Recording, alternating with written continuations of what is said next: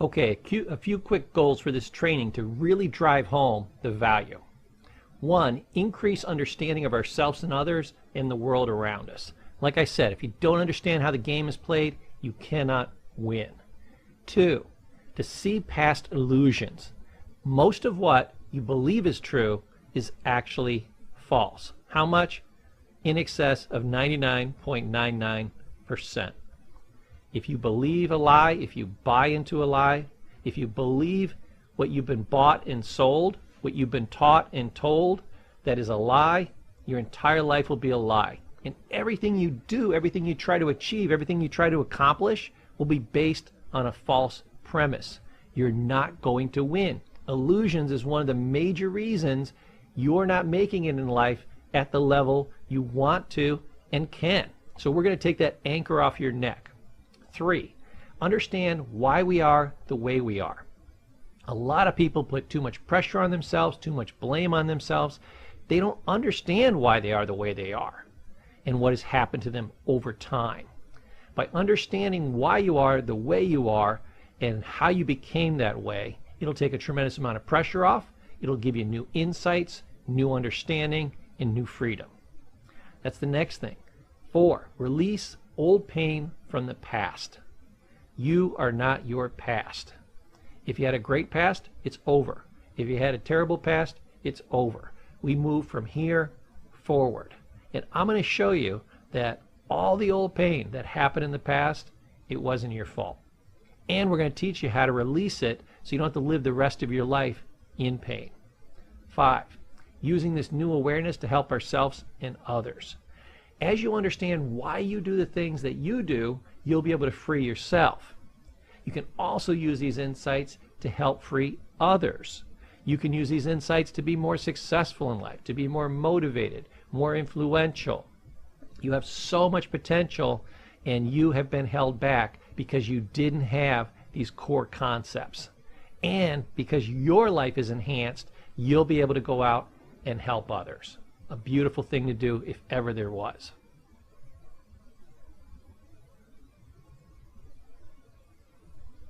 So, here's the first concept that you need to understand. People are amazingly simple. We complicate people. They are amazingly simple. As you look at these concepts, you're going to realize that it's a cause and effect reality. That the concepts are simple, but then we layer on all these stories. There's so much confusion. There's so much pop psychology out there. It's all rubbish. We're going to clear all that away.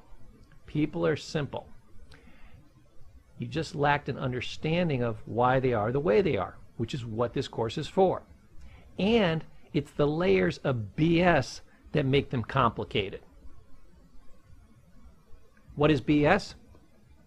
Well, I use this cute diagram to show exactly what it is with an X through it, but I call it belief systems. Your BS, comically put that way, shows you what your belief system really is.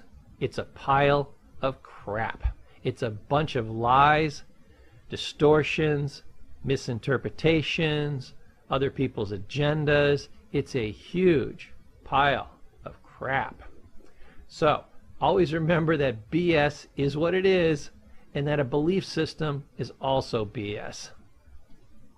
This will help you through the entire course. Now, this is your first major psychological concept.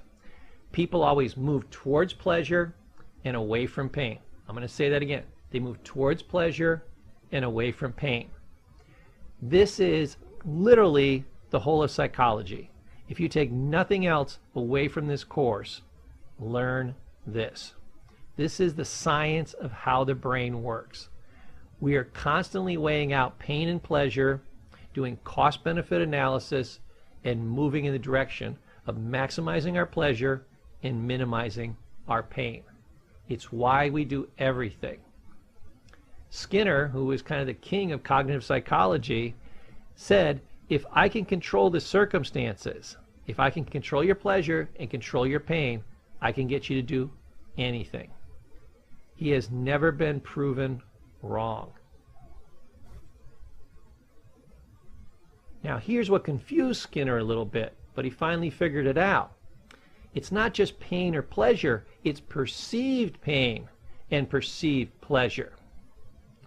When you're a little kid, if you're bad, your mom wants to inflict pain, she spanks you. Now there's some guys running around out there that'll pay extra for that. Why? Because they've misassociated pain with pleasure. They think getting a spanking means pleasure. It's somehow sexy. So they've confused it.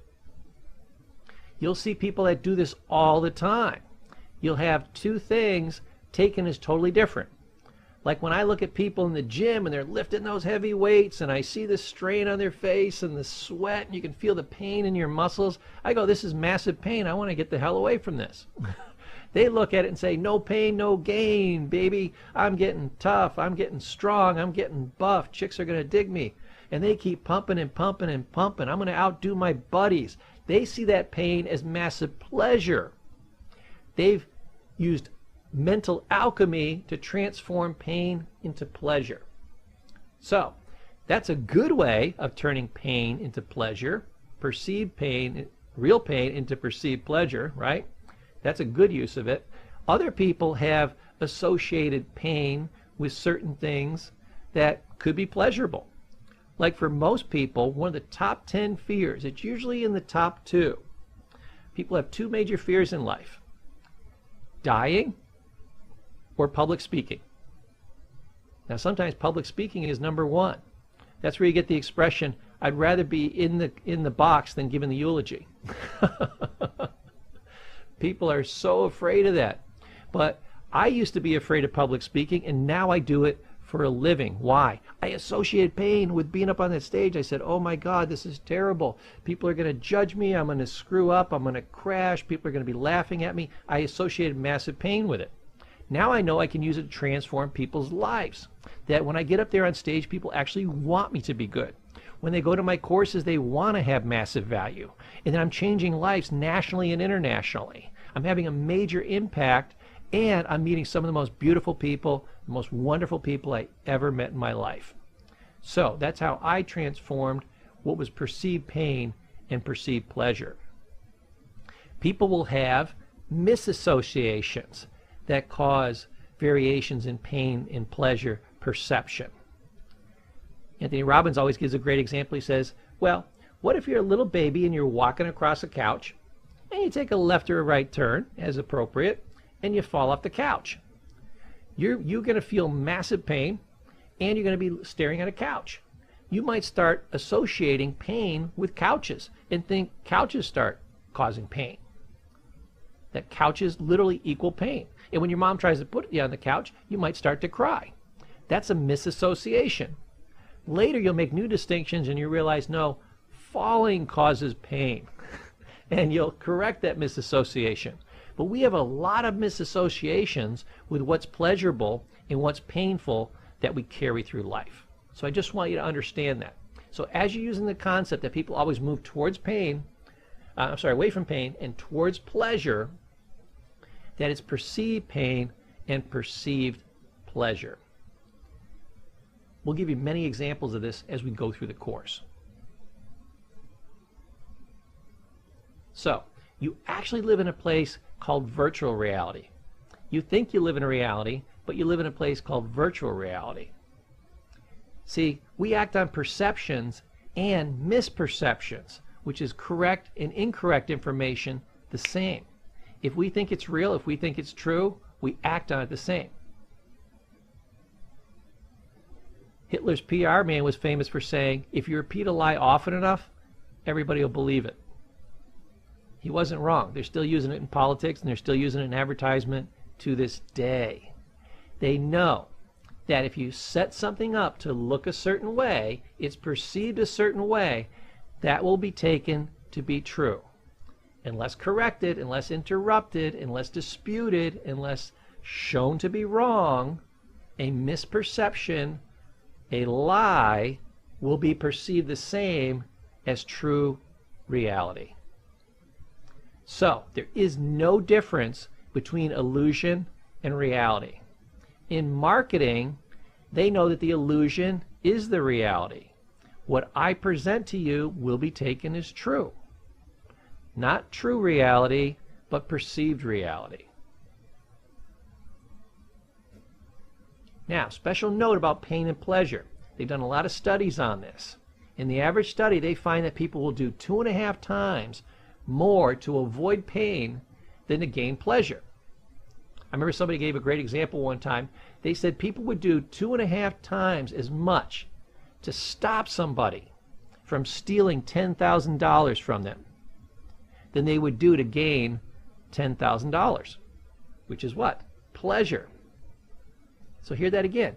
You would do 2 times as much to stop somebody from stealing $10,000 as you would to gain it, even though they're both what? They're identical.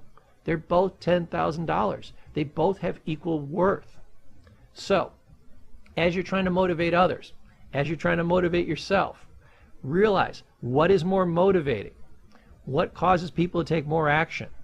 Avoidance of pain. Absolutely. Now here's your last concept to wrap up this part.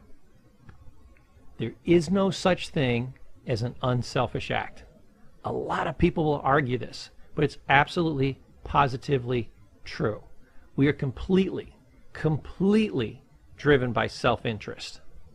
You won't take the slightest action, remember the pain-pleasure model, unless it's maximizing your pleasure and minimizing your pain. Remember, perceived pain and perceived pleasure. So sometimes it will seem the opposite. People say like, well, what about people like Mother Teresa? I guarantee if you told Mother Teresa, hey, you're going to work in a factory and you're going to twist nuts on bolts and you're going to do that for the rest of your life, and that's going to save millions of crying children, she would never have done it. Why did she do what she did? She did it because she was impacted by the people.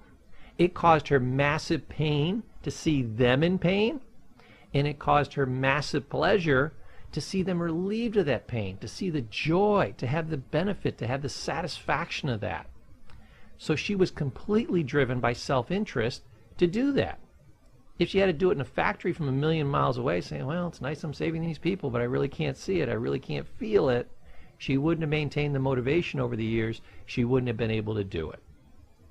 I remember there was an episode of Friends, and Joey and Phoebe were arguing back and forth about, is there such a thing as an unselfish act? And Joey said, well, here's an unselfish act. I'll give you my muffin. And Phoebe said, oh, thanks, that's very nice. And he said, see, that's an unselfish act. And Phoebe said, but Joey, did that make you feel really good that you gave me your muffin? And he goes, yeah, it kind of really did. Oh, that was your benefit. It wasn't an unselfish act. Martyrs think they're doing everything unselfishly. I give and I give and I give, and my children just don't understand, and I'm doing everything. I'm so unselfish. I unselfishly give everything. I've given my entire life to these children. No, you haven't. You perceive not being a giving parent as massive pain. You perceive giving as massive pleasure, and you get a lot of secondary benefits from this woe is me, I'm such a great person and everybody else is bad. That's a gain for you by playing the martyr. How many people actually like a martyr? Being a martyr isn't a great thing, but the person who's being the martyr, they see it the way I described it to you, and they gain massive pleasure from that. They think that is fantastic. I guarantee you, what anybody is doing, they're doing something nice, they're doing something bad, or even evil. They're doing it because they think that's the way to get ahead. They're weighing out the pain and pleasure of it in their mind, and they come out ahead. Even thieves, people that scam you and rip you off, they say, hey, wasn't that funny, pleasure, when we conned that guy? What an idiot. And they get massive pleasure from that. Then they're counting their money and they're like, damn, this is massive pleasure. And they mitigate the guilt by saying, hey, I taught them a valuable lesson. I only screwed them out of a couple of $100. That's a $60,000 education. This will keep them from getting screwed in other areas in their life. You know, idiots need to get spanked. I'm providing a public service here. Fool and his money are soon parted. It's not my fault. See how they wrap the logic around it? So they avoid pain of being this evil person. They actually act like they're doing a public service. They have massive pleasure around it. It's fun for them. They feel skillful. They think it's funny when they con people. They get the money. Win, win, win, win, win, win, win. Why wouldn't they do it? Now, an honest person perceives conning somebody as massive pain. You're a bad person. You gyp somebody. If you're religious, you're going straight to hell. You know? And they gain massive pleasure by being a good person. They find $1 in the ground. They go, hey, is this your dollar? And somebody could be lying, but they give it to them and they're so happy. Why? Because I just proved I was a good person. I just get this surge of endorphins.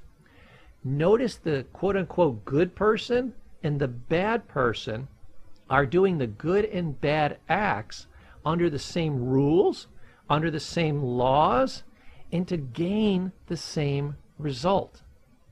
To avoid pain and to gain pleasure.